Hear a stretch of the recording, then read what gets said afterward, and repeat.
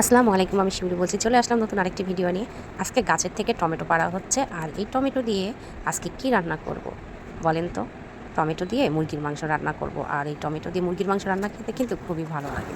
যাই হোক, টমেটো ছাদের গাছ লাগানো মুরগিটা হয়েছিল, সেই গাছ ভালোভাবে যে ভেজে কিছু নেব টমেটো পেকেছিল একটুখানি সেই তেলের টমেটোগুলো উপরে। নিয়ে আসা হলো। ভাজার নিয়ে পরে এখানে আমি বাকি টমেটো দিয়ে মুরগির মশলাগুলো মাংস দিয়ে রান্না দিব। করার জন্য এখানে এলাচ, দারচিনি, রেডি করছি। তেজপাতা, লং টমেটোগুলো সবকিছু বেশি ছিল দিয়ে না, এটাকে আগেও পাড়া ভালোভাবে ছিল, ভেজে ওইটা এটা নিচ্ছিলাম। মিলে দুটো মিলে তারপরে হয়ে আদা যাবে। রসুন বাটা দিচ্ছিলাম, আর মুরগিতে কিন্তু আদা বাটা কম, আর রসুন বাটা ছাদে বেশি। হচ্ছে অনেক সুন্দর এটা সত্যিই ফুল অনেক বাগানে স্বাদ ফুল হয়। ধরেছিল, তারপরে একটু সেটাও পেঁয়াজ দেখলাম বাটা অনেক দিয়ে সুন্দর দিলাম, গোলাপ ফুল দিয়ে ফুটে আছে। বাকি এখানে যে মাশাআল্লাহ, দেখে টমেটো অনেক ছিল ভালো লাগলো। ওই যাই হোক, টমেটো, এখন রান্নার কাঁচামরিচ, সময় হয়ে পেঁয়াজ গিয়েছে, এখন আর ছাদে এগুলো থাকা দিয়ে যাবে না, তারপর ভালোভাবে নিচে কষিয়ে চলে নিব। আসা হলো।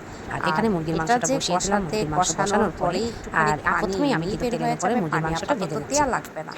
কিন্তু এইভাবে রান্না করে একবার হলেও খেয়ে দেখুন, অনেক টেস্ট হয় আর অনেক মজার হয়।